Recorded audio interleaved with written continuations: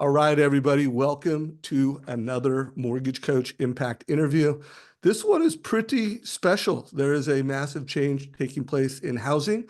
The NAR settlement changes come into effect this Saturday. So we are literally hours, days away from this change. Who better than the one and only Tom Ferry to talk to about not only how is this going to impact the real estate industry, but most importantly, how can mortgage professionals be more valuable Yeah. to real estate professionals right now? What's up, my brother? Good to see you, Dave. It's been a day, man. Lots of I It feel like I has owe you been a lots day. of congrats. I mean, you've done so many remarkable things. I mean, certainly in your career, but the recent sale, the new business, all these new exciting things. So just, huge shout out to you, man. Yeah, well, thank you, brother. And back at you. I mean, who you have become and the value you create in the real estate space is really profound. I still remember the first time meeting you when you in your dad's office and Yeah. just with Stover, and just imagine how both of us have grown up since those days. Dude, that was D Savage. That was like 1991, I want to say. Yeah, Like it I just was the figured out, man. 90s. Yeah, I'm 34 years into this, and it's crazy. Like, you and I are so blessed. We, especially being in the mortgage space, in the residential real estate space, the new construction space, the title insurance space. There's just so many good people. Like the person watching right now, like if you've been doing this for a couple decades, like you have to be a really, really resilient, like lots of self-reliant, great business person, but you also have to have a big heart. If you don't have a big Yeah. heart, people discover that and they stop using you. You know what I mean? So you, my friend, have all the above. So, congrats. So We'll what do we back want at to you. do we actually want to talk about the NAR thing? I feel like I've already worked with 140,000 real estate agents since March, and since 2018, I've been telling everybody better get our buyer consultations right. And in 2019, I basically declared to my entire ecosystem around the world, we're going to do a much better job giving you the listing attraction marketing that you need. We were always good at it, but we really got focused on it because I basically said anybody could arbitrage a buyer. Like you need a buyer, call my friends at Realtor, call my friends at Homes, call my friends at Zillow. Buyers are everywhere. And I say this, I know I say this to someone in the mortgage space that's like, really, Ferry? Really? They're everywhere? Like it's a little harder right now. There's less. Yeah, I get it. You might want to read this book tonight. Tonight, huh? Yeah, I mean it's a Oh, short little read. But really what you want to read by, Peter here is the book's called The End of the World is Just the Beginning. And really it's between that and The Fourth Turning, Dave. The Fourth Turning and The End of the World is Just the Beginning. Those two books, Fourth Turning, written around the time that you and I met in the early 90s. The whole concept is understanding that everything goes in cycles, right? Back to the Roman era, back to the Egyptians, everything goes in cycles. And then the end of the world is just the beginning. So it reminds my friend watching, the old, weak people create bad times create hard people create good times. It's that. But real estate and mortgage is cycles, right? We've been on a tear since, call it 2011, right? We go into 2019. Everyone watching remembers in 2018 in August, the rates went to like 4.99. And I was doing my large event, Dave, and literally people were walking up to me like, no one's ever going to buy a house at a 4.99 interest rate. Like that was real in 2018. We've been on an unbelievable run. Things slowed down for a hot second.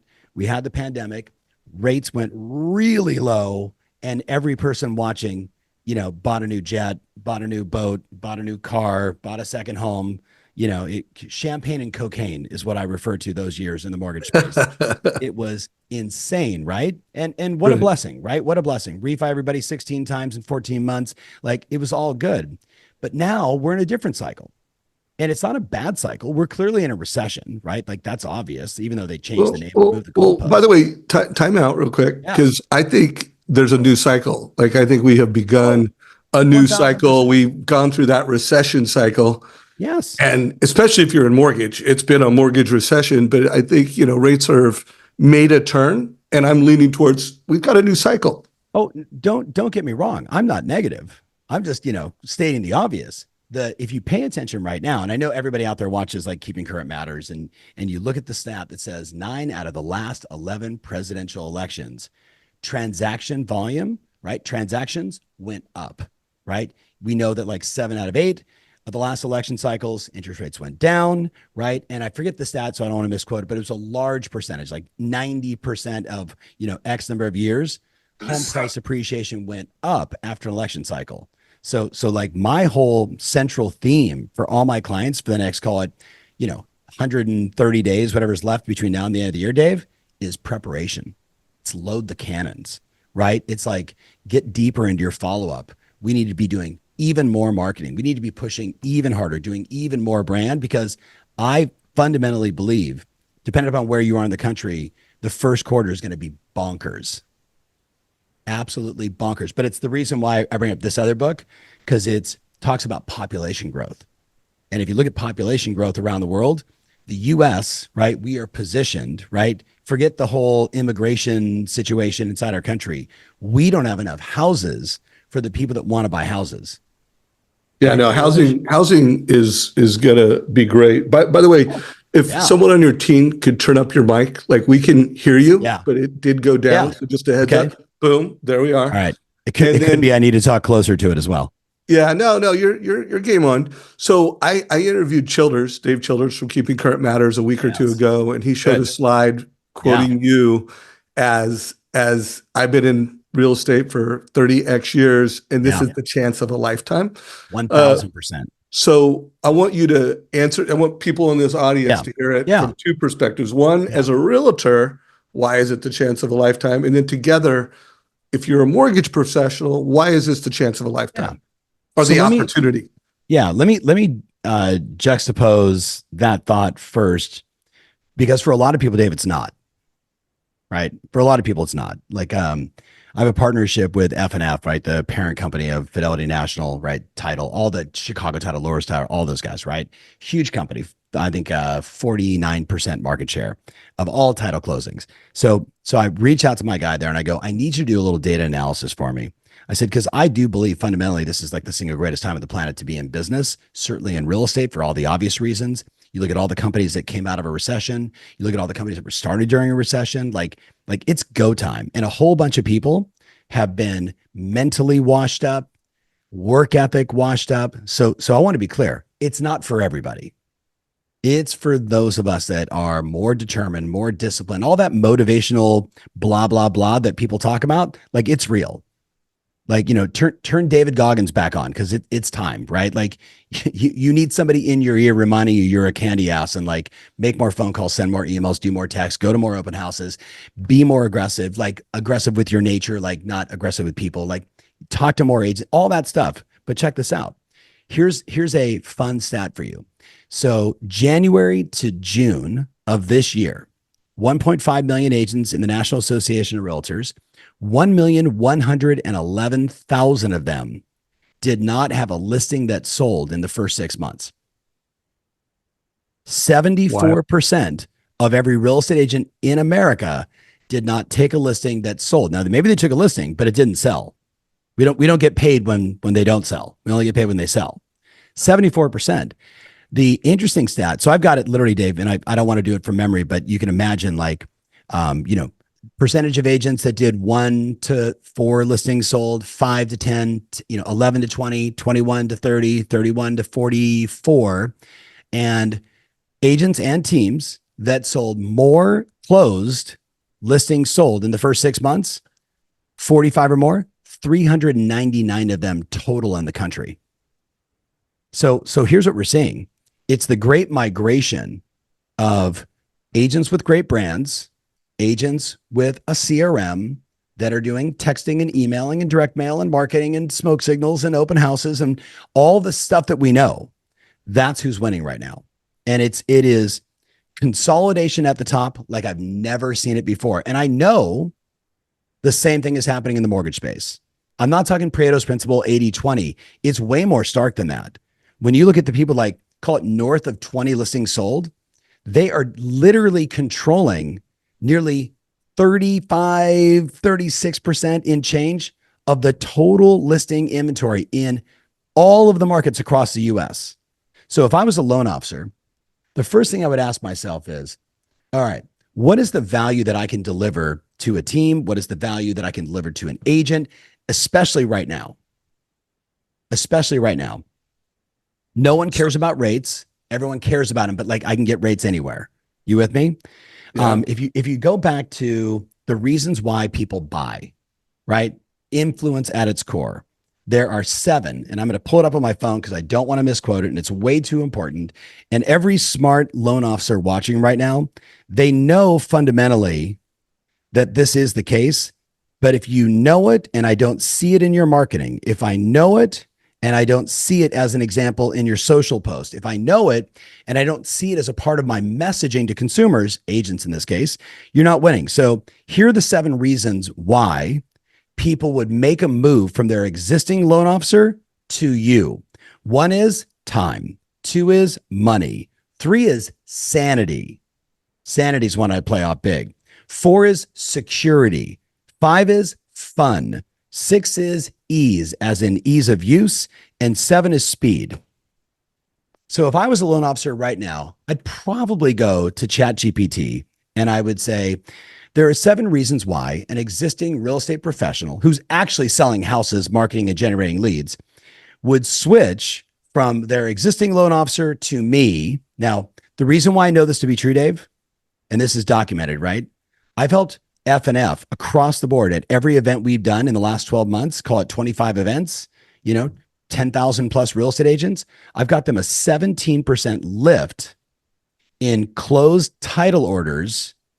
17% lift in closed title orders. You know what's like selling title? You know that selling, because title is air. You know what's also air? A mortgage. I'm just keeping it real, right? Like if everybody's rates are basically the same and everybody's service level is basically the same, the only degree of separation is you and your communication.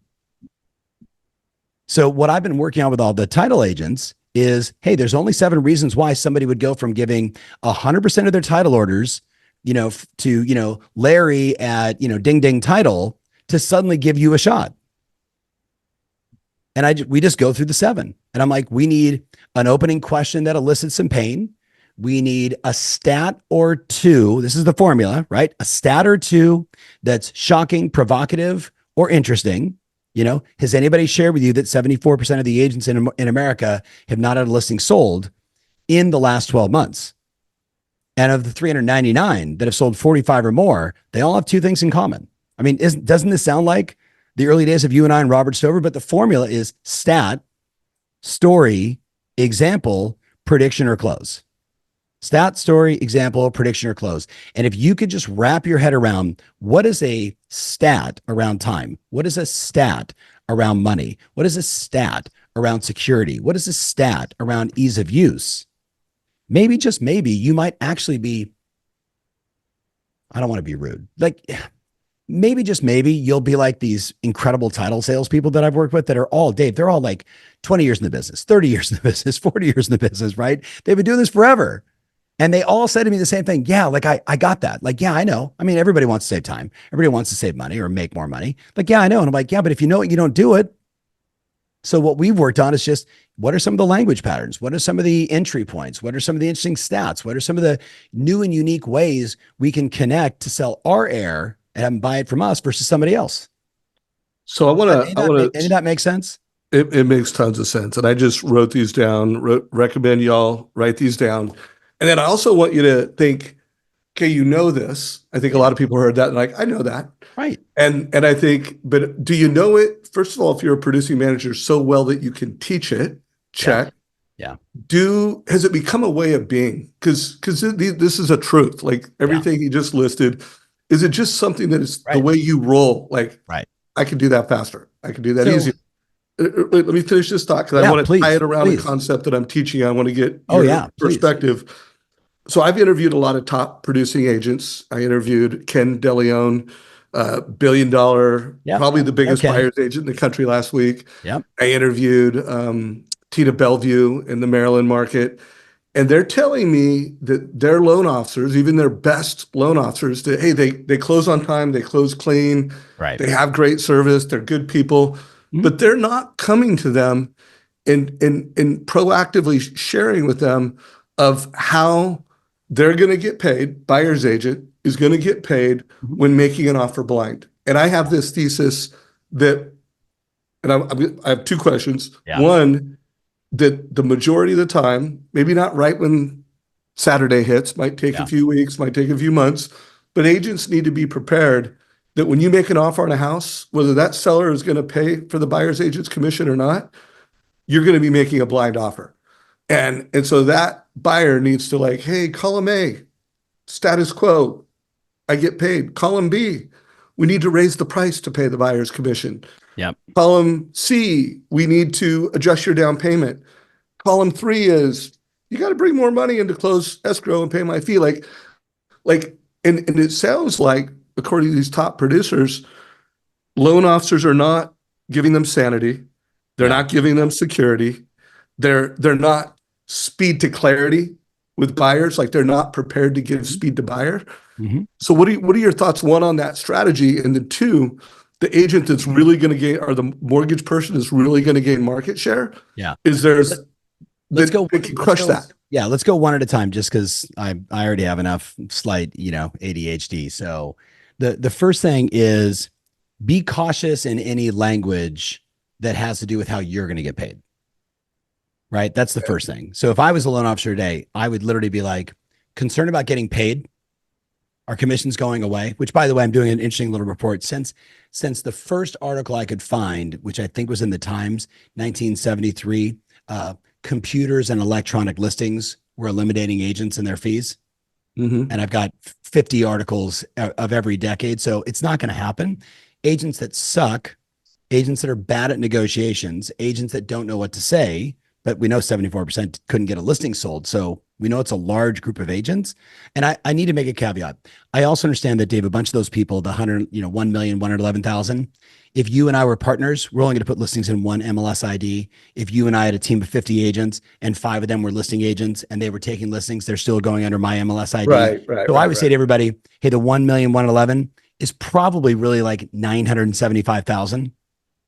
Do you know what I mean? Like really, really, you know what I mean? Just being mindful. So with that said, the language, instead of how I get paid is, hey, so Dave, we got 3 options when we're writing an offer. The good news is I pulled a report prior to the MLS removal of all buy-side commission. And currently 97.9% of every listing available in our marketplace has a concession built into it. So that's the good news, right? So when we write an offer, I charge 2.5%, as I mentioned to you, and we're going to put that in and we're going to see how they respond. Right? Like that's the first thing. And the second thing is if for some reason they don't have anything inside there, it's on me to negotiate to earn my fee.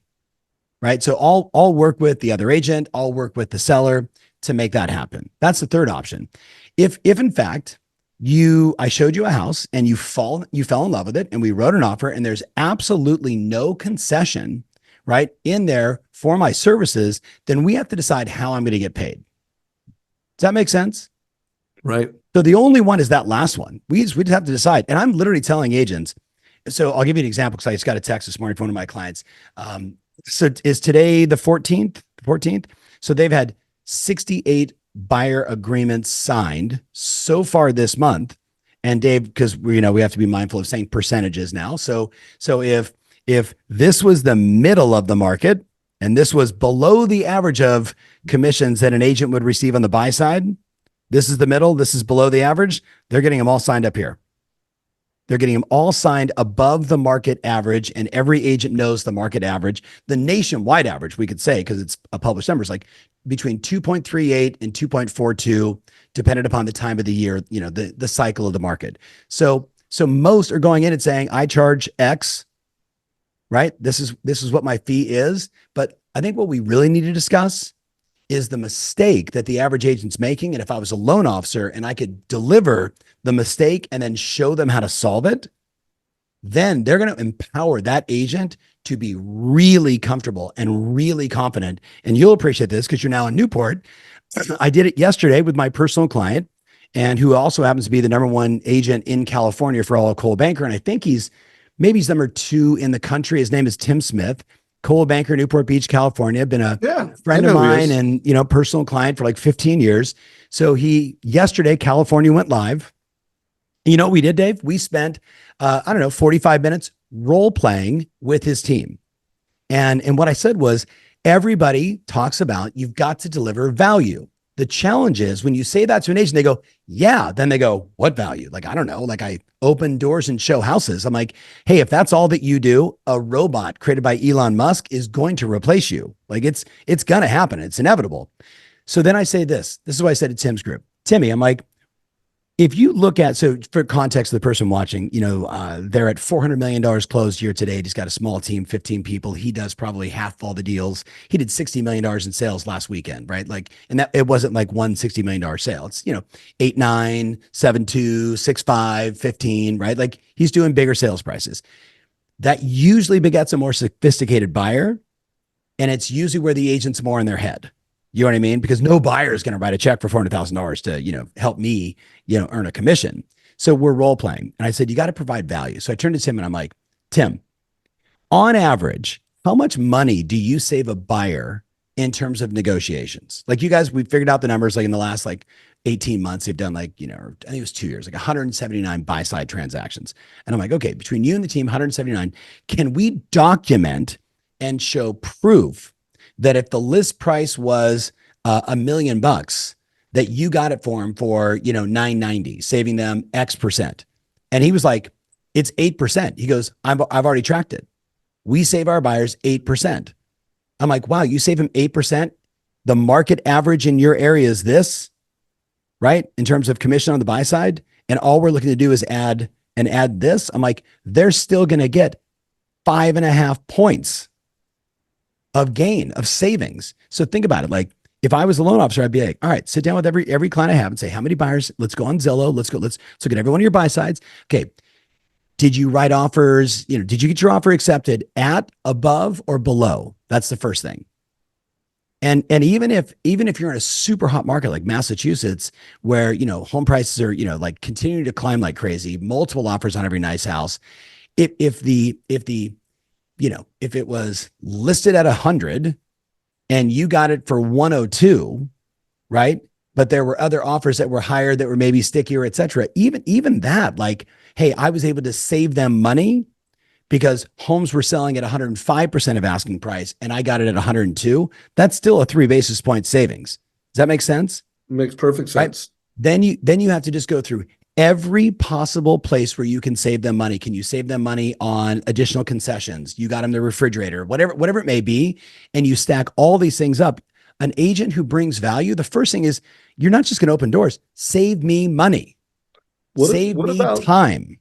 What about the thought of also showing the net worth growth? Like, most realtors and even loan officers don't do a great job of visualizing and showing the net worth growth over 5 years, which is something that mortgage coaches do really well. Yeah. What do you think about the loan officer that can, one, give options, so there's strategy, and two, show, hey, based off of appreciation rates, look what things are going to look like in 3 years, 5 years, 15 years, and visualize that for the consumer. This is why I'm mad that you never let me invest in this company that you created 1 million years ago when you were building that. So of course, I love that. Here's my counter to it. I don't believe it's the reason why someone's going to make a decision in the moment. I think it shows your level of sophistication. It shows that you are thinking about them, not short-term, not long-term, right? It's very personal. There's every reason that you should do it. But in the moment of truth, when I'm negotiating a deal, right? Like, most people don't have enough long-term perspective, right? Dave, you and I both know it is a brilliant strategy, and every loan officer and every agent should do it, right? Hey, Timmy Grover, you know who that is? He was Michael Jordan's coach, Kobe Bryant's coach. I know the name. Wrote a couple of great books.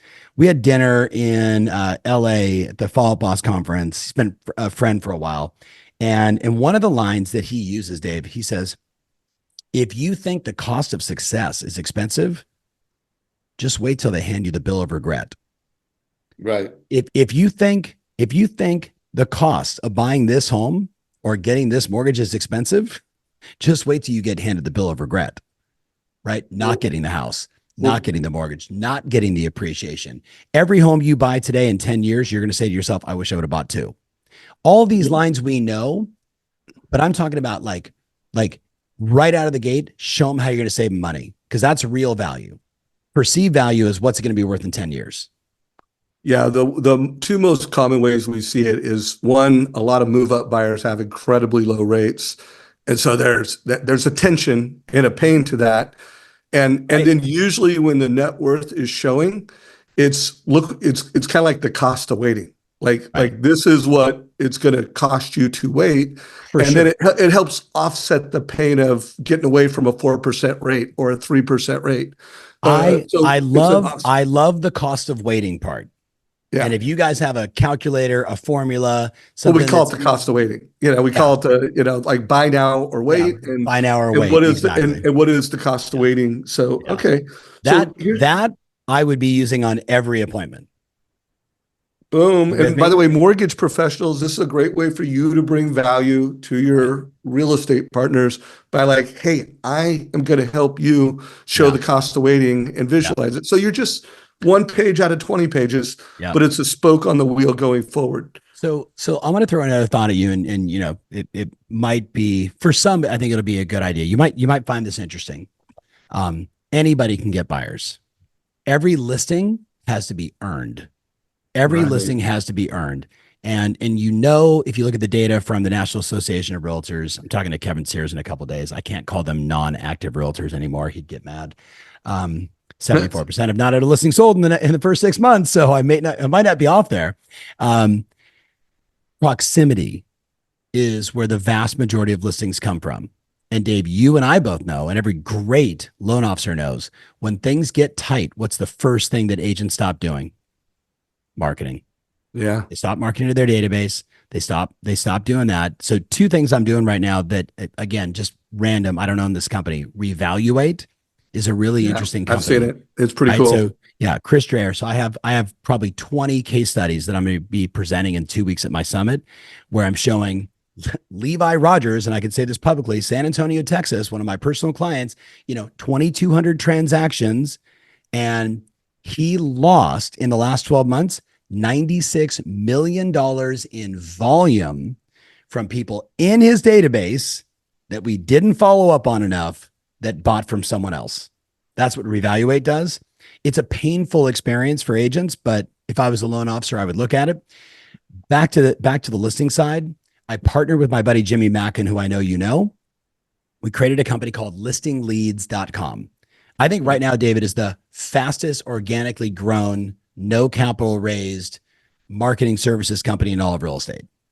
Right. Yeah. Zero to, 4.5 months ago, we had no subscribers. Today, we're at 5,000 subscribers. It's nuts. But here's the thing. If I was a loan officer today, this is what I would do. I would say agent, team, couple individuals. I would literally go there. I'd do the 7-day free trial. I would steal all 90 campaigns, and then I would cancel. Everybody hear what I just said? I would download the weekly worksheet, which is, here's all the marketing you should do. And I would set up meetings with agents, not to talk about it, but to say, see this text? This is the most effective text out of all the campaigns on this site. This one text produced $7.4 billion in listings in the fourth quarter of last year, which you and I both know was horrific in 2023. And let's all sit in a room together and let's send this text to 10 people in your database and watch what happens.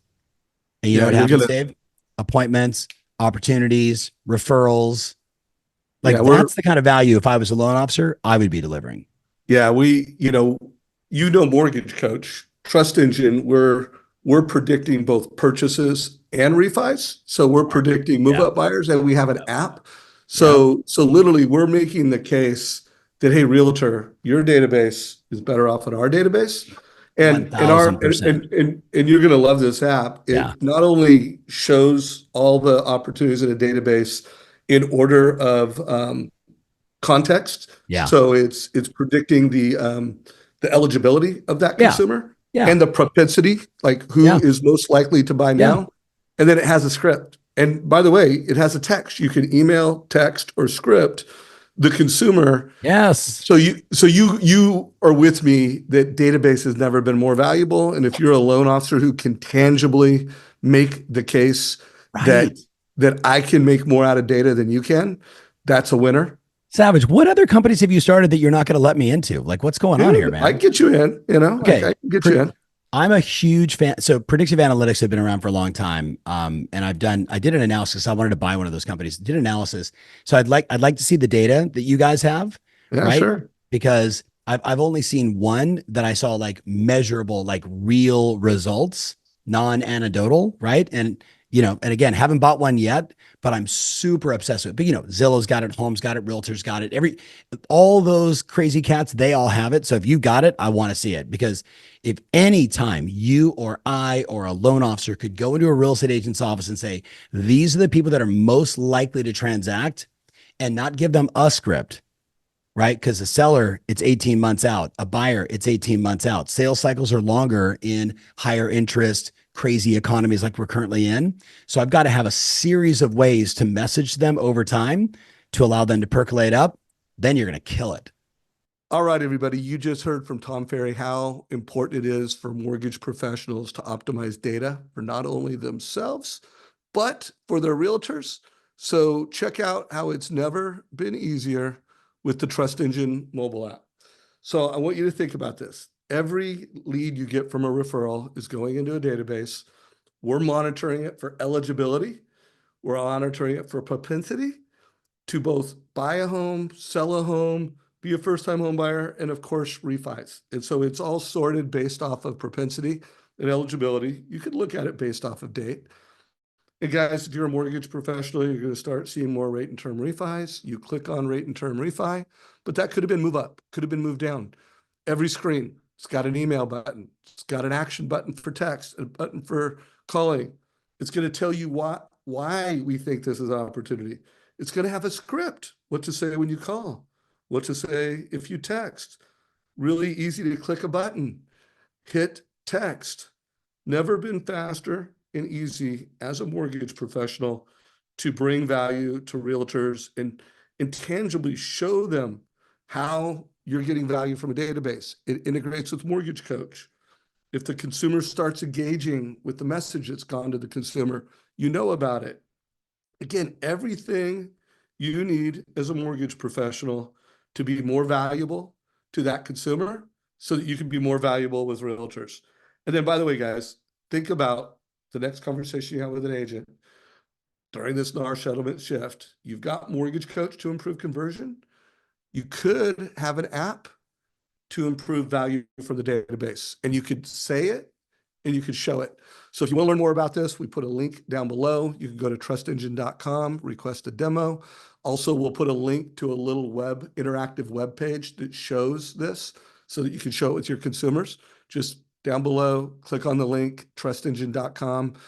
This is an enterprise offering, so this is not for individual loan officers. We need at least, 50 loan officers to be engaged in this. So forward this to your leadership team, forward this to your management team, and let's get back to the interview with Tom. So I have this other thesis, and I don't know if you're familiar with First Home IQ. It's a nonprofit I started last year that's dedicated to educating Gen Z around homeownership readiness and just being money smart. And here's my thesis: the wealth gap in America, and the front line of the wealth gap in America is who owns a home versus who rents a home. Who owns a home has over a $400,000 net worth. Who rents is 10. Yeah. Yeah. Too many kids are getting into home ownership in their 30s, not their 20s. And it takes a village, takes a family. And the family Right. has a lot of equity. So I Yeah. have this thesis that realtors with databases should be leaning in and educating that, we can help your kids house hack. We can help your kids buy duplex, triplex, quadplex.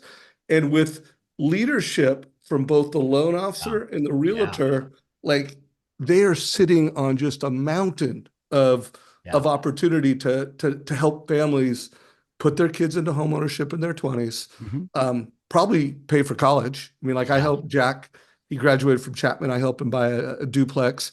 And when you look at the math, buying a duplex your junior year in college, like it makes sense. What are your thoughts on that strategy that's not implemented enough? What I would do, so if I was an agent, I think I would map out like 2 years of content on that. Like, that would probably be in my social strategy, email strategy, at my open house strategy. That would probably be like one of my three pillars. Really? So you think Oh, it's a one. big idea? Oh, no. I mean, so what's interesting is, so you and I have been coming at this from a different direction. What I do is I show the generational cohorts, and I say, here's my Uncle Frank, who died as the last survivor of the 101st Airborne Division, the 506 World War II, paratrooper guy, owning his house in, like, wherever in Massachusetts at 101, right? Here's that little tiny cohort. Then you show, like, that's the silent generation. Then you show, the boomers, and I'm like, who has all the money? This group. What are they all trying to figure out? How do I transfer this wealth, right? How do I take care of not my Xers, but probably my grandchildren that are sitting in the other group? So you and I are on the same page. So we have been talking to agents and working with our clients to create content around it, calling, the great generational transfer of wealth. How do you do it? So 1000%, I think it's brilliant. But to make something work, you and I both know, I literally have to say, if I was an agent, I have to then create 2 to 3 pieces of content every single month for about 18 months before someone goes, Dave, I was watching your content about, and we're sitting on like $2 million in equity. You know what I mean? Like that. Yeah, I totally know what you mean. Like, yeah, that's why you said 2 years. Like, this is not a one and done. This is not one message. This is a multi-year. And it's just something, if you're in the business, whether you're a real estate agent, you're a mortgage professional, more than ever, you can't be in the 3-month game. You got to be in the 30-year game. Like, how am I going to help your family build wealth with 100%. real estate faster? Yep. Create generational wealth for an entire family, your parents, your kids, everybody. So I love it. So here's another question. I love it. Yeah, so, I love it. And by the way, I'm going to I'm introduce gonna you check this to out. I'm going to introduce you to Kristen, who runs this nonprofit called First Home IQ. So stay tuned on that. Yeah, please. So open houses. I think they're going to be a bigger thing on the other side of this NAR settlement. 1000%. Like, how much of a bigger thing? Is it 2x? Is it 3x? Is it 10x? Like, what's the Tom Ferry prediction? I don't think we're going to know anything really until maybe middle of Q1 next year. Like, really. Because so it's going to take a while for this to think play about out. It, right? Yeah, Washington State's been doing this for a year. New Jersey went live on August 1st, right? A couple other states went live on August 1st. Then you got, California that went live yesterday. The whole country goes live on August 17th. Yesterday, Michigan, Association of Realtors or whatever just filed a lawsuit against NAR, there's going to be a lot of noise and we're not going to know enough, but you and I both know also election cycles typically have a decrease in transactions. This year is going to be more tumultuous than we've probably seen, certainly in the last, 8 to 10 election cycles. Noisy, angry, stupid people yelling at each other, trying to make the country positional versus united, right? Like, that's what's going to happen. I hate all politicians, in case you're wondering. So here's the deal. If that's the case, we're not going to have enough real data because we're going into the fourth quarter where it does get slower. And you've got the typical 15% decrease in transactions in November of an election cycle. Then it's the holidays. So, I think it's going to be weird for us to make a lot of predictions because at least the balance of the year is just going to be a slugfest. Like, that's just, it is what it is. Get your open house game on. Like, I want to set proper expectations. My clients that have teams are trying to do 25 to 30 a month right now. You with me? And if you have a team of 30, you're trying to do 30 a weekend, right? It is like shooting fish in a barrel, right? Shooting fish in a barrel. So again, if I was a loan officer, I would be like, I would go to tomferry.com. I would download, I'll send it to you and then you just send it to everybody. Stephanie Younger, who is one of the top Compass teams in the world. She's right in LA, she's a longtime client. We did a case study on her open house strategy. So she did like 700 open houses last year in and outside of her marketplace. And she would say to you, of course, like, my database drives a lot of revenue. Of course, my farm drives a lot of revenue, but all those people are invited to all my open houses. And her open houses, she's like, it is like owning a gas station. It's like owning, 50 Starbucks that you have open all month long. Like, it is the most remarkable opportunity right now. And again, every state is waffling with, do they have to sign an agreement before they enter the open house or not? Most have certainly agreed that, hey, you don't have to sign an agreement, right? There's no procurement yet of that client. But what a remarkable opportunity to start talking stat, story, example, CTA with agents going into every one of those open houses. How are you prepared to demonstrate and show real value? Hey, Dave, I'm not sure if this is for you, or you might not even find this interesting, but in the last 12 months, we've helped 22 buyers. And on average, we save them 8% on their purchase price. I don't know if that's of interest to you, but if you want to chat about it after you looked at the house, let's have a conversation.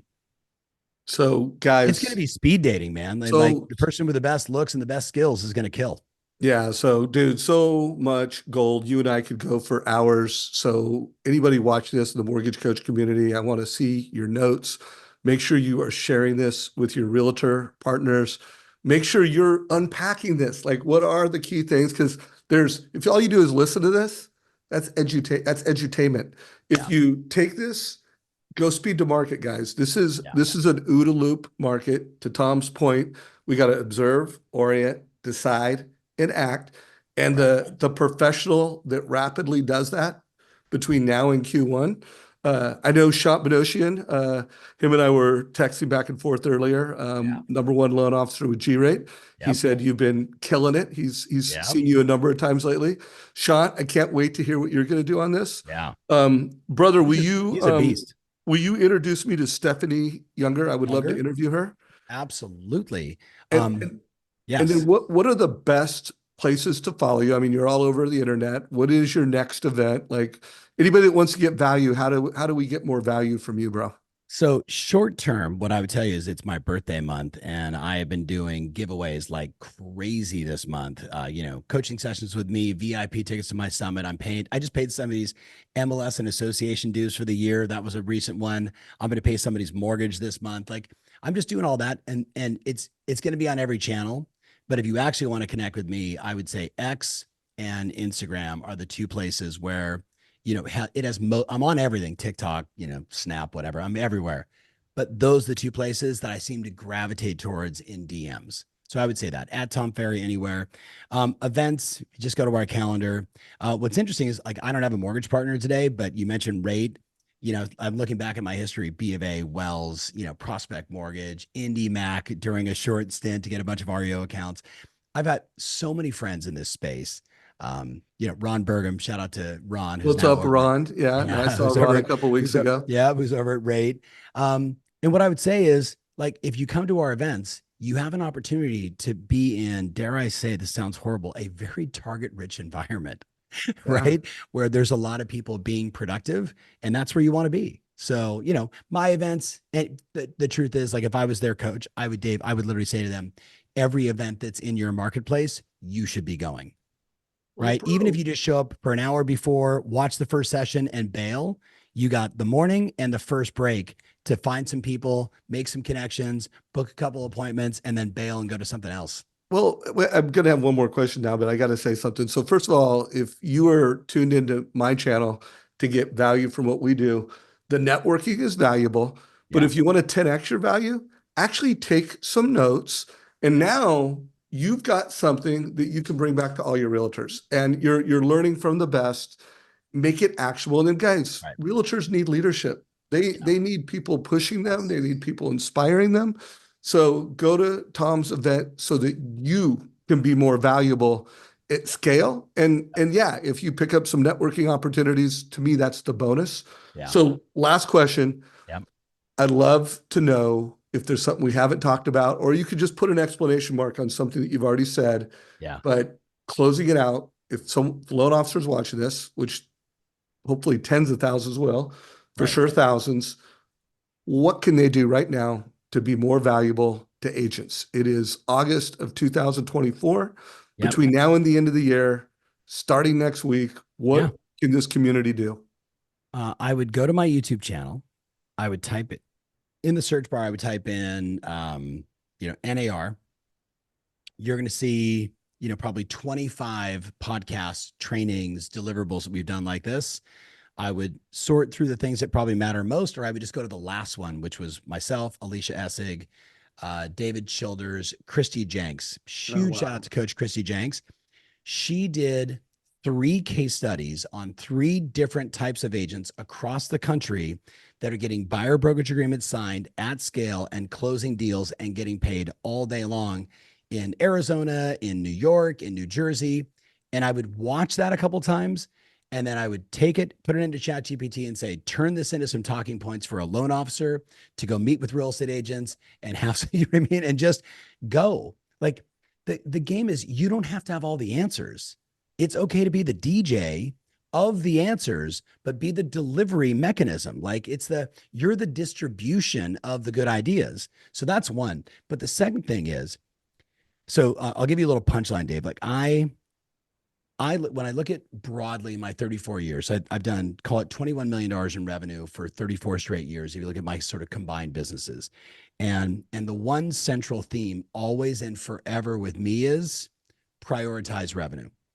So I try and spend 75 to 80% of my day as the CEO of the company, prioritizing revenue, focusing on revenue, removing distractions, getting people to stop doing dumb shit, getting them to do the right shit, change this on the website. I'm probably wrong. We'll discover it quickly. Change the marketing to this. I'm probably wrong. We'll know fast enough. Just getting everybody to focus on the stuff that matters. Now, of course, the person listening is like, well, of course. But if I had a private investigator follow you around for the 16 hours a day you better be working right now, there's a really good chance that you're prioritizing breakfast, lunch, and dinner. Yeah. Like that seems to, and I'm listen, I'm respectful. I'm not trying to bust your chops. Look at your day and be honest. How many hours are you making phone calls? How many hours are you sending text messages? How many hours are you going to agent face to face? How many hours are you spending like nurturing your own database? Like if you're not spending 70 to 80% of your time in an environment that's been massively compressed on revenue, right? Complaining is not a strategy. Comparison to the past is not a strategy. You can have champagne and cocaine in this environment if you prioritize revenue. And that would be, so you know what it is? I'm going to give them another book, actually 2 more books. You'll love it. They got to read this book right away. Have you read this one yet? I have not, dude. I hadn't even seen that book. So Brad has taken 7 companies through roll-ups public. This is the book I've read. You can see it's brand new because I bought 100 copies and I just keep giving it to people. This is one of my favorite books right now. And I'm going to go old school on you because Savage, my longtime mentor who I was just with. Oh yeah, Jay Abraham, right? Of course. Like I'm going back to this one, getting everything you can out of all you got and dude, not spending another dime, man. That will be like priceless 100 years from now. 1,000%. Yeah. 1,000%. So the answer is prioritize revenue. You want to know why? Because then you have options to do the things you want to do. You want to know why? Because your marriage sucks without it. Because your business sucks without it. Because your energy sucks without it. And guess what? Like you can start right now. Turn this off. Call 10 agents, have a conversation. You could be horrible. And if you just have 10 conversations, good things are going to happen. But if they don't prioritize revenue, man, I pray for you that the refi market comes back soon. So T Ferry, you crushed it as always, dude. We need to get together in person. Appreciate you, man. Super grateful for you, man. Bang. If you were watching this and you don't follow this guy on all social channels and take him up on his closing advice, you're leaving a fortune on the table. If you have not already subscribed to our YouTube channel, Mortgage Coach YouTube channel, subscribe now so that you get edits. If you're not following savageinsights.com, that's where what I'm doing next is at the top. What I think is the most important thing is there. If you're not already subscribed to Savage Insights Mobile Club, like I'm sending out texts. And again, if you want to be a transactional loan officer, like not your place. If you want to be a data-driven mortgage advisor that is more valuable than any other mortgage professional in your market, then get on the team. So hope you guys got value. Thanks, brother. Appreciate it, man. Thank you. All right. Take care, everybody. This is a wrap.